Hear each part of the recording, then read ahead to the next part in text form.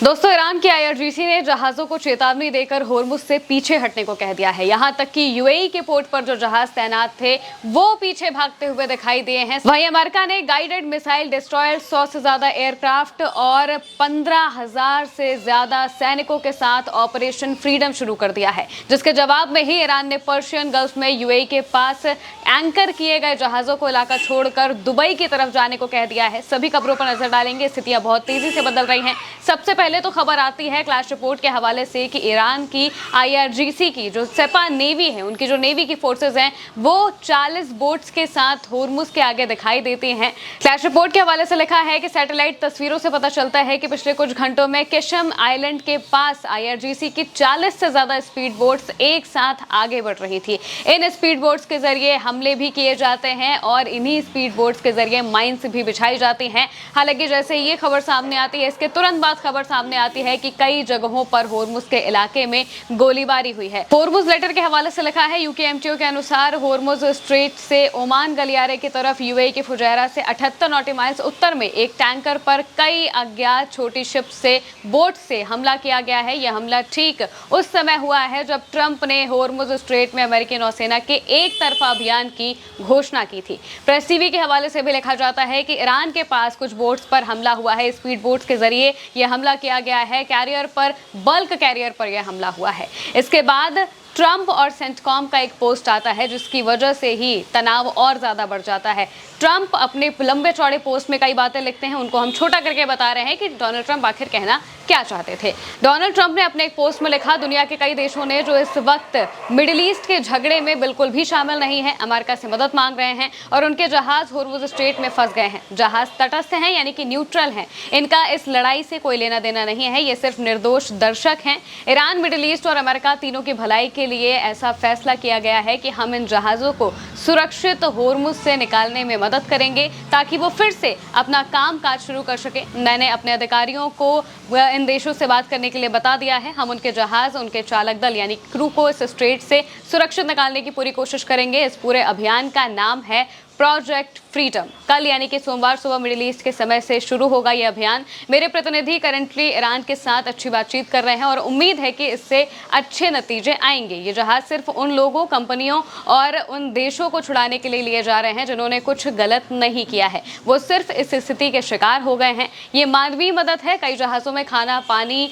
और भी सामान खत्म हो चुका है। क्रू सदस्य परेशान हैं। मुझे उनकी मदद करनी है और इस उम्मीद में ये कदम पिछले कई महीनों से चल रहे संघर्ष को कम करने में थोड़ी सद्भावना दिखाएगा। ये डोनाल्ड ट्रंप पोस्ट करते हैं, यानी कि डोनाल्ड ट्रंप कह रहे हैं कि हम फंसे हुए निर्दोष जहाजों को अपनी सेना की मदद से सुरक्षित बाहर निकाल रहे हैं। ये एक तरीके से ईरान के साथ बातचीत के साथ हो रहा है, लेकिन अगर कोई रोकेगा तो हम ताकत का इस्तेमाल करेंगे। लेकिन दूसरी तरफ ईरान साफ कह देता है कि हमसे कोई बातचीत नहीं हुई है और अगर अमेरिका की नेवी किसी भी तरीके से शील्ड करके जहाज़ों को निकालने की कोशिश करेगी तो हम इसे सीधा सीज फायर का उल्लंघन मानेंगे। ईरान की नेशनल सिक्योरिटी के हेड है इब्राहिम आजिजी, उनकी तरफ से एक पोस्ट आता है। पोस्ट में वो लिखते हैं, होर्मुज स्ट्रेट की नई समुद्री व्यवस्था में अमेरिका का कोई भी हस्तक्षेप संघर्ष विराम का उल्लंघन माना जाएगा। होर्मुज स्ट्रेट और फारसी खाड़ी का प्रबंधन ट्रंप की भ्रामक पोस्ट के आधार पर नहीं किया जाएगा। दोषारोपण वाले किसी भी पैतरे पर कोई भी विश्वास नहीं करेगा। साफ तौर से वो कह देते हैं कि अगर अमेरिका की नेवी किसी भी तरीके से यहाँ से जहाज़ों को निकालने की कोशिश करेगी या फिर ऐसा कोई भी ऑपरेशन चलाने की कोशिश करेगी तो इसका सीधे जवाब दिया जाएगा और इसे सीज फायर का उल्लंघन माना जाएगा। इसके बाद होर्मुज लेटर के हवाले से एक और खबर लिखी जाती है जिसमें इस पूरे ही वाक्य को बताया जाता है।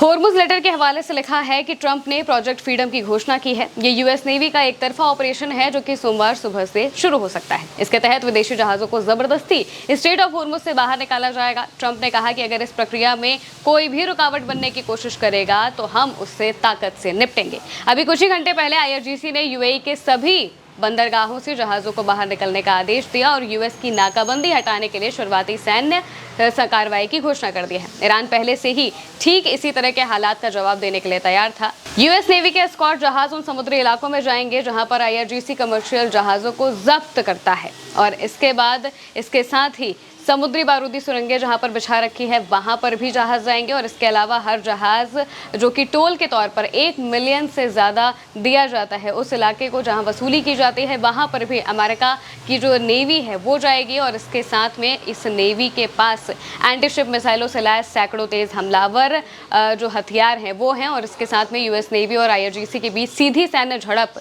इस सोमवार से शुरू हो सकती है, ऐसा रिपोर्ट में कहा जाता है।